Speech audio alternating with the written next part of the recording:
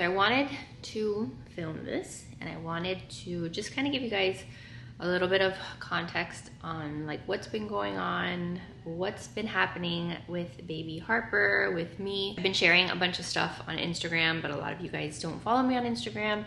So I know it's confusing, like I'm showing some shorts of like baby Harper was born, but there has been so much that has happened in the last week. So let's chat and let me update you guys on what's been happening.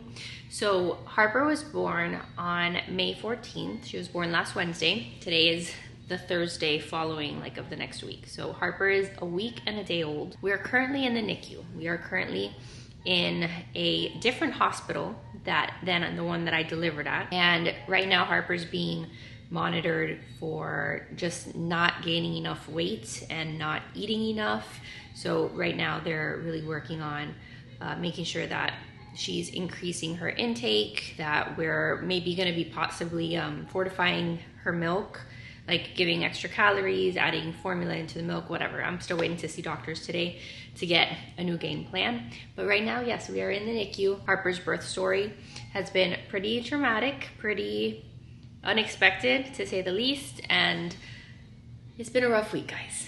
It's been a rough week, and just trying to stay okay somewhat. I haven't slept in over a week. Like I think I'm averaging maybe 2.5 hours of sleep a day for the last week.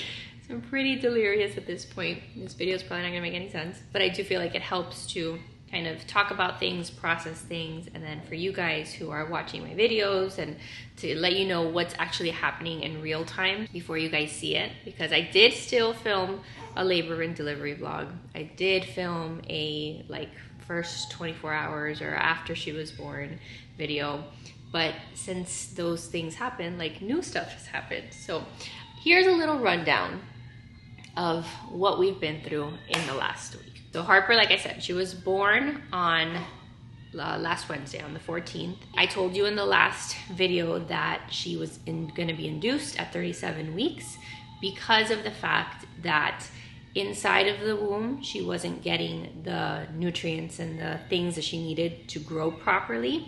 I've had a lot of people say like, why did they choose to induce? Or you shouldn't have induced, or the doctors are always wrong. Doctors are sometimes wrong, I get it. But when I did my scan at 36 weeks, they noticed that she had dropped off of her like growth chart significantly. So to me, like what the doctors were telling me is it is safer to have her outside the womb where we can like do something about it. We can feed her, we can try to intervene in some way. Whereas when she's inside the womb, there's nothing that we can do. So if she continues for the next 3 weeks to not get what she needs, like that could actually affect her development long term.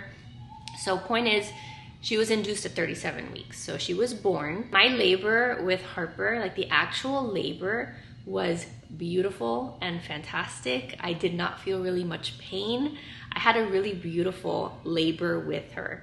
And so I was thrilled about the labor process. So at least there's that, right? I'm trying to hold on to the things that I am so grateful for and trying to, I don't know, have those memories imprinted in my mind in hopes that some of the trauma will disappear. But good labor, really good labor.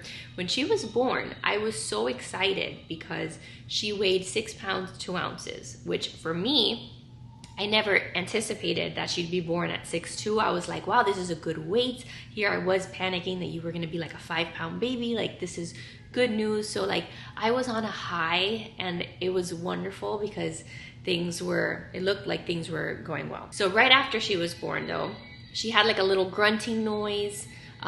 They weren't like super happy with it. They thought it was just like transition period. She needed some help with the transition period. After I had like my first like couple hours with Harper where we were doing like skin to skin and stuff, they did end up taking her to the nursery for observation. So she went away from me. So I was like happy, now I'm sad. She was monitored for like 4 hours. That was like a sad thing because I was away from her. Not ideal, but whatever. I could deal with her being gone for a little while. After those 4 hours, they were like, listen, she looks good. Like you can be back she can be back in the room with you. So then they brought me her again, and I was again super happy. And I was like, this is wonderful. And I had a beautiful like first 24, 48 hours with her. The first day that she was with me, we were working on breastfeeding, but she, you know, was still very little.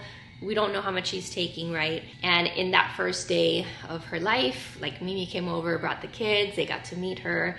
It was a really beautiful time, right? And everything seemed to be going well until her 48-hour weigh-in. So when she was doing her 48-hour assessment, she's been alive for 48 hours. At that point, the doctors became really concerned because her weight dropped. Like, it's normal for babies to lose weight in the first few days of life, but they don't like to see any weight loss more than 10%. And Harper was at an 11.2. So immediately, everybody started panicking. Everybody started freaking me out.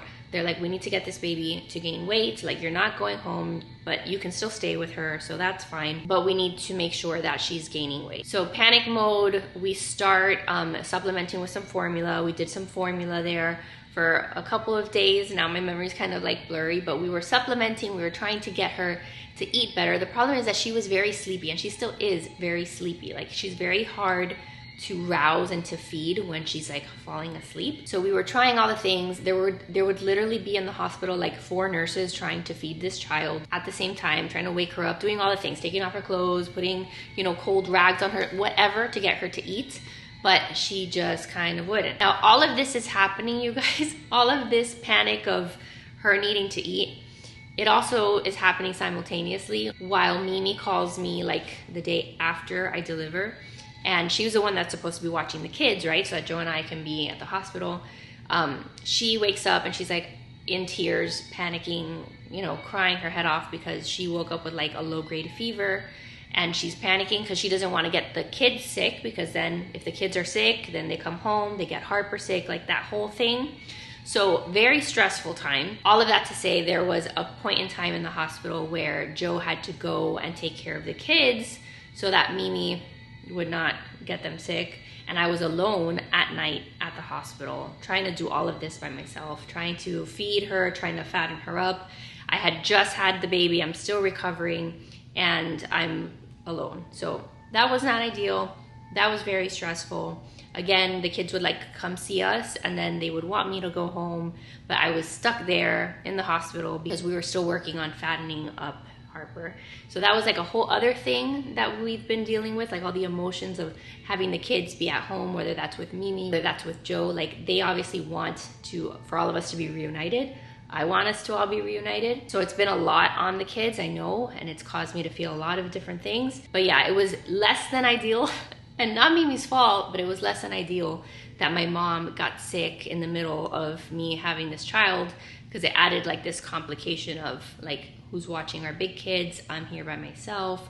That's not how I wanted to spend the time in the hospital, like being by myself and caring for myself plus the baby. It wasn't a very good time. That experience after the 48-hour weigh-in, right? Like, when we got that news, everything kind of went downhill. Dark, dark time, lots and lots of stress. Eventually though, we get Harper to gain a little bit of weight at the hospital where I delivered. Again, we were giving her formula, we were kind of fattening her up, and the doctors all like seemed to think that it was just that, like she just needs to eat more. They couldn't figure out like why she wasn't gaining what she needed to. She was born on Wednesday, and after being there Tuesday night, Wednesday, Thursday, Friday, Saturday, Sunday even, this is how long I was in the hospital. Sunday, they're like, if she has either gained weight or just like stayed exactly the same, we'll let you guys go home because you've been here a lot of days. They knew that I was anxious to get home. Like, they couldn't really tell me anything else to do. Again, I have a lot of issues with the hospital where I delivered because I feel like they weren't keeping a close enough eye on Harper's weight or like intervening to do anything really. They kind of were just like, hey, try to feed her. You know, like there wasn't a lot of guidance there in the bottle feeding department. But eventually Sunday night we went home and I was so happy, so excited, reunited with my babies. And I thought that we were gonna be home for good. I thought that, you know, this was the start of the next chapter of being home, reunited. And we did that for one night. The next morning we went to Harper's pediatrician. We had like a pediatrician appointment first thing in the morning.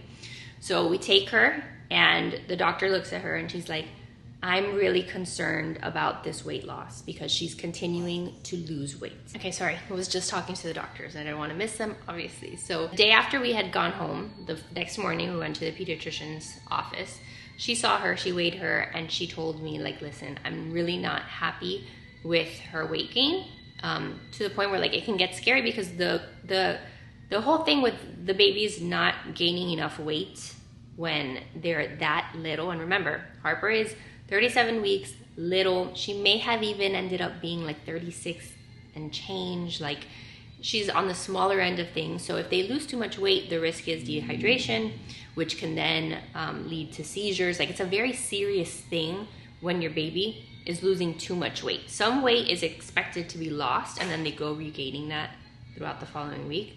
But you can't have it drop below a certain threshold or it can get potentially life-threatening and dangerous. So that's basically what the pediatrician was telling me. So she's like, listen, I really hate to do this, but I'm not gonna be able to let myself like sleep at night if I just send you home and tell you like, okay, just try to wake her for her feeds better, like try to get her to drink more, and then something, God forbid, like happens to her because she's not able to get the fluids that she needs. So like, I really hate to tell you this, but like, I think the best place for her is going to be at this other hospital in the NICU there. And if we get her to the NICU, then at least they can do things. They can try to like this, like things that they're doing now, like supplementing her feeds with an OG tube so that she gets the required minimum milliliters of milk that she needs in order to grow. So basically, I left that pediatrician's office totally freaked out, like running like a crazy person, like we need to get her straight to the hospital. Went straight to the emergency room, like had to break it to the kids again, like, sorry, we were home, we were excited to be home, but just kidding, like we have to go back to the hospital.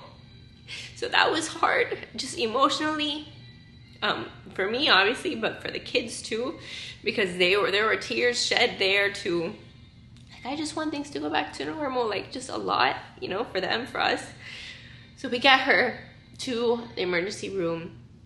Again, just panicked, like out of a movie, you know, crazy person there with like, I'm holding the baby car seat. Like I'm still postpartum, like a few days. So everything is hurting me and I'm just like running into there. Like, we need to get my baby seen.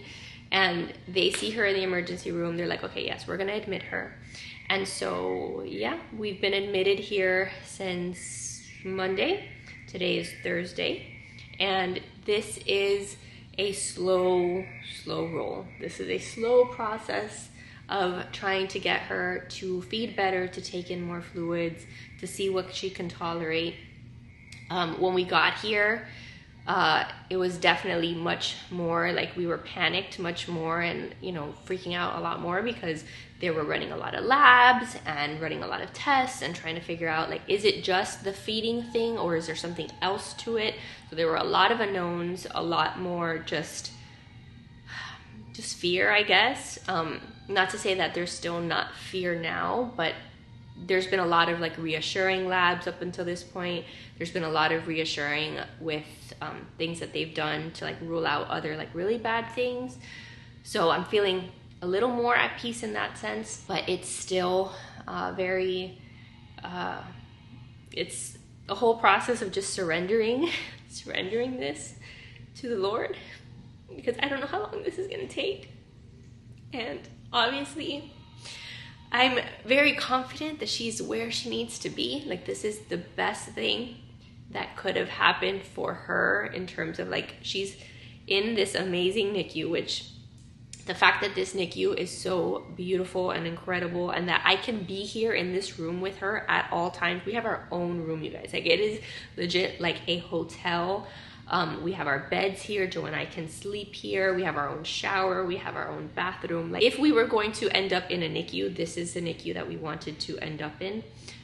That has brought us so much peace and comfort, because not all NICUs are like that. And I know that, and I'm so grateful, again, that this is our setup, because most NICUs, like when Riley was in the NICU, it's like one room, a bunch of babies. You're lucky if you get a chair so you can sit next to your baby and like visit your baby for a few hours, but like what are you gonna do just sitting in a chair all day? I'm super grateful that we are here in that sense, but it's you know, testing my patience, and again testing my sense of just surrendering it to the Lord. There's a lot of things that have happened in the last week that have really just helped to strengthen our faith. The amount of people praying for us and lifting us up in prayer, and the community that we have both like online but like in real person now, like it's been so beautiful in so many ways.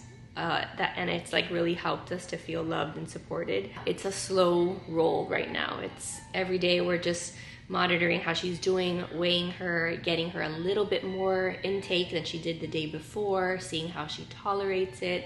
Like just now, like the doctors came and told me like yesterday she was taking 45 milliliters at every feed. Today we're gonna go to 50 to see if that helps her with her weight gain, but she's still well below what she should be taking at her age in order to get her plumped up. So this isn't a like, hey, she's gonna be here for 2 or 3 nights and you're going home. Like I'm anticipating that this could be a week, 2 more weeks. Like we've almost been here for a week, you know, and it's just that, like, it's really hard to like not know when, you know, this will be taken care of, I guess, or when this will be resolved, but also knowing that like I also don't want to bring her home until she's ready. Like I don't want to bring her home prematurely if she's not ready to gain the weight that she needs, because then I don't want that stress at home of also like she's still not eating, she's still not feeding, and then we're gonna start trending in the opposite direction. Like I need her to be good in order to bring her home, so I know that, but emotionally it's very hard. Emotionally it's hard because of course I want to be reunited with all of my babies. I want for things to return to like normal for the big kids. I want to like have those newborn cuddles and things that I envisioned for my postpartum experience. But right now she's, you know, in her bed and she's, you know, hooked up to wires, even though like this hospital is fantastic about like, let's do skin to skin. Let's set up a time to do that. Like they're very, very, very mom focused and like family focused, and how can we make this the best experience, which I am again forever grateful for. Because if she was in the NICU at the hospital where I delivered, she would have been in one of those giant rooms with the recliner, and that would have been horrible. That would have been horrible to have to like do a long stay at. So if this had to be what happens in order for her to get healthy and strong again, then we're definitely in the right place. But it's hard, and it's hard because yes, we have the other kids, so that plays into it. Like when Riley was in the NICU, it was just Joe and I having to deal with that for 3 days, but we didn't have other kids that we had to get back to. Like we didn't have to do the splitting of the family. So this time around, it's harder in that way. And then when Joe is with me, then my mom has been taking care of the kids, which I know that they're in good hands. The other complication that came up like 2 days ago is my grandpa is not doing well. My grandpa is in the hospital now. So imagine my poor mother is there trying to watch my kids for me because I'm here, you know, postpartum, my kid's in the NICU, but also her dad is in the hospital. So she needs to be there for my dad, for my grandpa and my grandma, because she's like one of the only 2 people that can support them. So she's caught in the middle of all of the things. And so like today, my mom had to be at the hospital with my grandpa. So Joe can't be here with me because he has to watch the kids. So there's like a lot of those logistical challenges. So we're going through a lot, to say the least. We're going through a lot, but I just wanted to like share that with you guys, give you an update on where we stand, what's been going on, because again, I filmed a couple videos that I'm hoping to put up and, you know, eventually have some time to get up and share, because a lot of the experience was beautiful still, and I want to still have that documented for us. But knowing like where we are now, like it makes watching those videos very different. It's like, you know, labor and delivery, great, yay, we get to go home, but actually no, we didn't. Now we're in the NICU, and again, I don't know how long we're gonna be here. So just continue to pray for us, please. I know that so many of you guys have reached out and stuff, and it means the world to me. And I feel like those prayers really lifting us up, lifting the whole family up, but it is definitely a very hard and trying time. I know that this is obviously for a reason, it's happening for a reason. I've been shown many times throughout the last week, like God is still very much here. He's very much still working, and we've gotten a lot of those little like God winks and like things that, you know, it couldn't possibly have been a coincidence. And we've been praying and we've been like leaning into our faith. And I know that long term, it will make us stronger and our family will be stronger.